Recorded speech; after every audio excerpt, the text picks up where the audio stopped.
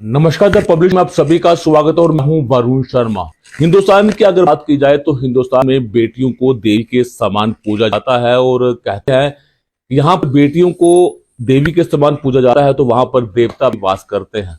तो आखिरकार क्या कारण है कि आज भी हमें वुमेन एम्पावरमेंट पर बात करनी पड़ती है, जबकि हमारी जम्मू की बेटियों की बात की जाए तो उन्होंने हिंदुस्तान का नाम रोशन किया है। और सबसे पहले मैं बात करना चाहूंगा हंसराज शर्मा, जो कि पहले एक ऐसी महिला ऑफिसर है जिन्हें सिल्वर चीता के अवार्ड से सम्मानित किया गया। शीता देवी भी जम्मू की बेटी है जिन्होंने पैरा ओलंपिक्स में जाकर गोल्ड मेडल जीता। तो आखिरकार हमें बार बार वुमेन एम्पावरमेंट पर बात क्यों करनी पड़ती है, कहां पर चूक जो है वो देखने को मिले। बातचीत करने के लिए मेरे साथ एडवोकेट उमा कपाही जी, इनसे बातचीत करेंगे और जानेंगे आखिरकार क्यों हमें बार बार वुमेन एम्पावरमेंट पर बात करनी पड़ती है, जाकर अपने देश की बेटियां आज आसमान से बातें कर। मैं स्वागत करना चाहूंगा। Thank you sir. मैम, आज का जो हमारा इंटरव्यू है वो वुमेन एम्पावरमेंट पर है। आप सब जानते हैं कि हमारी देश की बेटियों की बात की जाए तो आज वो लड़कों के साथ कंधे से कंधा मिला के चल रही हैं। एग्जाम्स की बात की जाए, जब भी हमें रिजल्ट घोषित होता है, 10वीं की बात हो, 12वीं की बात हो, तो हमारी बेटी ही जो है वो सबसे आगे निकलती हैं। तो चूक कहाँ पे हो रही है? सर पहले तो मैं ये बात करना चाहूँगी कि वुमेन एम्पावरमेंट है वो हमारी बहुत एक इम्पोर्टेंस हमारी आज के टाइम पे बहुत ज़्यादा इम्पोर्टेंट है। वुमेन एम्पावरमेंट की बात की जाए तो हमारे जो कस्टम्स हैं जो जनरेशन टू जनरेशन चलते आ रहे हैं, जी। तो उनको तो टाइम लगता है चेंज करने में। हम रेवोल्यूशंस तो ला देते हैं बट रिफॉर्म्स आने में टाइम लगता है। जी। हमारी सोसाइटी की कुछ ऐसी आदतें होती हैं, तो उन आदतों को चेंज करने में तो टाइम लगेगा ही। अगर पहले की बात की जाए, अगर हिस्ट्री ट्रेस की जाए, बहुत सारी महिलाएं हैं जिन्होंने बहुत ज़्यादा एक अपना रोल प्रोवाइड किया है। चाहे हमें इंडिपेंडेंस प्रोवाइड करनी हो, चाहे हमारी सोसाइटी को अपरेज करना हो, चाहे एजुकेशन फैसिलिटी हो, या कोई भी इंपॉर्टेंट एस्पेक्ट दी जाए सोसाइटी की, तो एक औरत ने बहुत अच्छा अपना फर्ज दायित्व निभाया है। बात की जाए एजुकेशन की, तो पहले तो लड़कियों को पढ़ाई के मामले में उनको बोला जाता था कि क्या करना है, पढ़ाई करा के बड़ी होती है तो इसकी शादी करवा दी जाए। लेकिन अब रेवोल्यूशन बना, चाइल्ड मैरिज एक्ट बना, उसके बाद सबको पता चला कि भाई जब तक 18 साल का लड़की नहीं होगी उसकी हम शादी नहीं करवा सकते। उसको पढ़ाएंगे लिखाएंगे तो अभी वो आगे बढ़ पाएगी, तभी उसको समझ आएगी कि सोसाइटी में कैसे रहना है और उसकी क्या वो क्या रोल प्ले करती है अपनी सोसाइटी को सर्व करने के लिए। बात की जाए अगर हमारी यूथ की, तो हम सारे बात करते हैं कि हमें देश ने क्या दिया, हम क्यों ये ना बात करें कि हमने क्या देश को दिया है। तो पढ़ लिख कर जब बंदा आगे बढ़ेगा, कुछ नौकरी करेगा, कुछ भी करेगा, तो देश को तो वो सर्व करेगा ना। तो वुमेन एम्पावरमेंट की बात की जाए तो हमारे अभी सोसाइटी में कहीं ज़्यादा लोग हैं यहाँ पर जो इस चीज़ को कंसिडर नहीं करते। कहा जाए तो देश हमारा जो है वो बहुत तेज़ी से आगे बढ़ता जा रहा है। अब देश को अगर हम कंसिडर किए कर सकते हैं, जैसे एक समान रूप से देखा जाए, उसको हम एक गाड़ी के साथ अगर देखा जाए तो गाड़ी चलती तो दो पहियों पे चलती है। वैसे ही औरत का चलना देश के लिए उतना ही इम्पोर्टेंस रखता है जितना एक मेल का।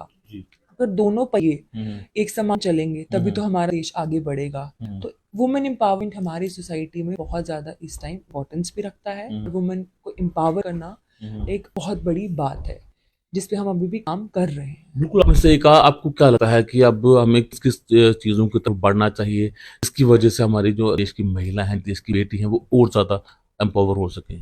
बहुत सारे यहाँ पे ऐसी सोसाइटीज हैं जहाँ पे लड़कों को आगे नहीं बढ़ने दे रहे हैं, चाहे वो प्रेशर हो, फीमेल मतलब फैमिली प्रेशर हो, या अपने ही रूप से लड़कियां आगे नहीं बढ़ना चाहती होंगी। पर कुछ ऐसे मुझे लगता है कि प्रोग्राम्स रखने चाहिए, इसकी वजह से औरतों को भी पता चले कि उनके हक क्या हैं और वो कैसे आगे बढ़ सकती है और कैसे उनको एम्पावर कर सकती हैं। अगर एक औरत घर चला सकती है तो वो देश भी चला सकती है, स्कूल भी चला सकती है। तो मुझे लगता है एम्पावरमेंट एक बहुत ज़्यादा रोल प्ले करता है हमारी सोसाइटी में। आज की अगर बात की जाए तो देश प्रथा के नाम पर आज भी बेटी को जो है मारा जाता है। मैंने बड़ी सारी ऐसी खबरें मैंने कवर की हैं जहाँ पर बेटियां जो है वो डोमेस्टिक वायलेशन का शिकार बनती हैं। बहुत सारी ये भी हैं कि वो लड़ झगड़ कर हिम्मत भी करती हैं, लेकिन बड़ी सारी ऐसी बेटी हैं जो सुसाइड कर लेती हैं अपने जो डोमेस्टिक वायलेशन के साथ होती है। तो ऐसी लड़कियों को क्या संदेश देना चाहेंगे कि अगर आपको कोई भी डोमेस्टिक वायलेशन के लिए आपको जबरदस्ती करते हैं, आपसे दहेज मांगते हैं शादी करने के बाद भी, तो ऐसी लड़कियों को आप किस तरह से अपना संदेश देना चाहेंगे? उन लड़कियों को किस तरह से अपने आप को ये करना चाहिए? पहले तो जब लड़की एक स्कूल में होती है, उसको पढ़ाई करवाई जाती है, तो मुझे लगता है कि बचपन से ही, जैसे एक पौधे को पेड़ बनने में टाइम लगता है, वैसे ही स्पेशली लड़कियों को स्कूल में हो या कॉलेज में हो, उनको उनके हक के बारे में बताना चाहिए। बात कर दी जाए अगर हमारे किताबों की, हमारे कॉन्स्टिट्यूशन की, उसके बारे में भी बढ़ाना चाहिए, उसके बारे में भी बताना चाहिए, डिटेल में बताना चाहिए उनका हक क्या है। जब तक उनको अपने हक के बारे में पता नहीं होगा तब तक वो लड़ाई कैसे करेंगी। उनको ये लगता होगा कि हमारी फैमिली हमें सपोर्ट नहीं करेंगी। पहले खुद के लिए तो आवाज उठाओ, जब खुद के लिए आवाज उठाओगे तो ऑटोमेटिकली आपकी फैमिली भी तो आपके लिए आवाज उठाएगी। जब आप खुद के लिए ही नहीं बात कर पाओगे तो आपकी फैमिली भी आपका क्या साथ देगी। अगर आपको लगता है कोई चीज गलत है तो वो गलत है, अगर कोई चीज लगता है वो सही है तो सही है। कहते हैं ना, नारी शक्ति के पास सेंसेस होती हैं, जो सेंसेस बहुत ऑटोमेटिकली उनको जल्दी से बता देती है कि क्या ये चीज सही है चाहे क्या वो चीज गलत है। अगर उनको लग रहा है कि उनके साथ गलत हो रहा है तो उसके लिए लॉज भी तो बने, उनकी हेल्प तो ले सकती है ना। जुडिशरी किसके लिए है? इसी चीज के लिए तो है। अगर उनके साथ अहिंसा हो रही है, कुछ भी गलत किया जा रहा है तो वो उस चीज के लिए आवाज उठाए। और ऑटोमेटिकली अगर वो अपने लिए लड़ना चाहती हैं तो उसमें बड़े सारे प्रोविजंस हैं जिसके थ्रू वो लड़ सकती है और अपनी बात उठा सकती है और वो ऑटोमेटिकली जीत सकती हैं।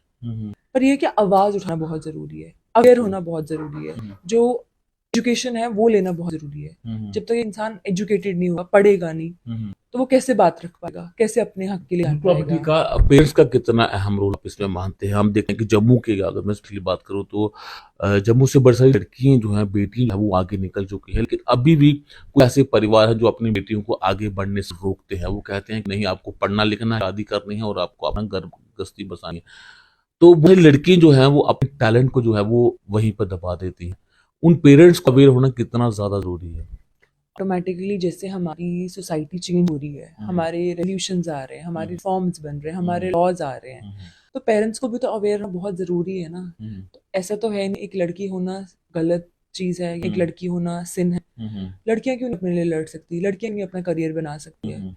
अगर हम अपने मेल्स को इतनी सपोर्ट कर रहे हैं तो फीमेल को क्यों सपोर्ट कर सकते हैं? क्योंकि वो आपकी बेटी है। इसीलिए जो बेटी होती है वो माँ बाप का एक गर्व होती है, उनको एक प्राउड फील करवाती है।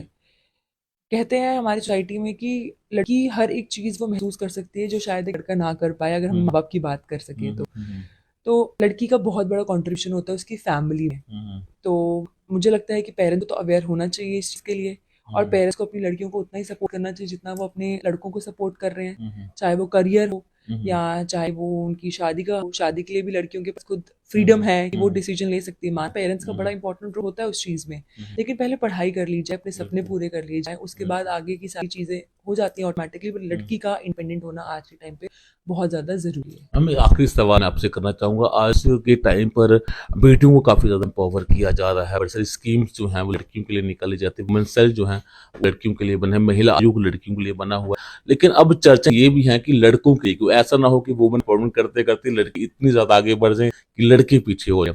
तो आजकल ये ट्रेंड चल रहा है कि अगर वुमेन सेल बनी है तो मेन सेल बननी चाहिए, अगर महिला आयोग बना हुआ तो पुरुष आयोग भी वो बनना चाहिए। इसको किस तरह से देखती हैं आप? सर, कहा जाता है कि हमारी हिस्ट्री से ट्रेस किया जाए तो मेल डोमिनेंसी सोसाइटी है, तो यहाँ पर सबको लगता है कि मर्द हर एक चीज करेगा तो वो सही है, औरत कोई चीज करेगी तो वो गलत है। तो मुझे लगता है ये पर्सपेक्टिव चेंज करना बहुत जरूरी है। जिस टाइम पे ये समझा जाएगा ना कि औरत और मर्द में कोई फर्क नहीं है, वो एक समान है, एक गाड़ी दो पहिए हैं जिनके साथ चलना बहुत जरूरी है, तो उस टाइम पे इनकी भी जरूरत नहीं पड़ेगी। बड़े सारे कानून महिलाओं के लिए बनाए गए हैं, लेकिन कुछ मैंने भी खुद बड़ी सारी चीजें देखी हैं कि कुछ ऐसी महिलाएं, मैं सभी महिलाओं के निकली, कुछ ऐसी महिलाएं जो कानून का दुरुपयोग कर रही हैं, जिससे जो पुरुष हैं उन्हें काफी ज्यादा सफर करना पड़ता है। ऐसी महिलाओं को किस तरह से आप देखती हैं, जो देखिए, कानून का गलत इस्तेमाल करती हैं? राइट्स ड्यूटीज तो सबकी हैं, हर किसी के लिए हैं। हमारे लॉज बने हैं अगर जिसमें हम अपनी लड़कियों को फेवर किया जा रहा है, तो कुछ ऐसे प्रोविजंस है जिसमें लड़कों को भी फेवर किया जा रहा होगा। ठीक है, बात की जाए दुरुपयोग का, तो वो तो औरत के हाथ में ना कि उसको कैसे रखना है। अगर वो किसी पे छींटे फेंक रही है तो उस पर भी तो छींटे पड़ेंगी ना ऑटोमेटिकली। तो मुझे ये लगता है कि लॉज का गलत तरीके से इस्तेमाल करना एक तो बहुत गलत बात है। अगर आपके लॉज बनाए गए इसका मतलब नहीं कि आप उनका गलत इस्तेमाल कर सकते हैं। अगर आप कहीं, अगर आपको लगता है कि आपके खिलाफ कुछ हो रहा है या कुछ गलत हो रहा है, तब आप आवाज उठाएं, लेकिन फजूल में लॉस के इस्तेमाल करके किसी और परेशान करना ये तो सही नहीं है। आखिरी सवाल ये करना चाहूंगा, जम्मू की बेटियों को क्या संदेश देना चाहेंगे आप? Be educated, be independent, B empowered. चलिए, बड़ा बड़ा शुक्रिया मैम बातचीत करने के लिए। तो आज हमारा टॉपिक था वुमेन एम्पावरमेंट को लेकर, लेकिन आज समय की बात की जाए तो आज की महिलाएं जो है वो पुरुषों के साथ कंधे से कंधा मिला के चल, सबसे बड़ी एग्जाम्पल्स मैंने आपको दी है हंसिजा शर्मा जो कि जम्मू की बेटी हैं, और ऐसी महिला अधिकारी हैं आर्मी में जिन्हें सिल्वर चीता के अवार्ड से सम्मानित किया गया। सोचिए पूरे देश में हंसिजा शर्मा ने जो है वो पूरे देश का नाम रोशन किया है। शीतल देवी की बात करें तो उन्होंने भी पूरे देश का नाम रोशन किया है। तो इस तरह से महिला को एम्पावर होना बड़ा ज्यादा जरूरी है। कमेंट बॉक्स में आपकी राय जरूर रखें। धन्यवाद।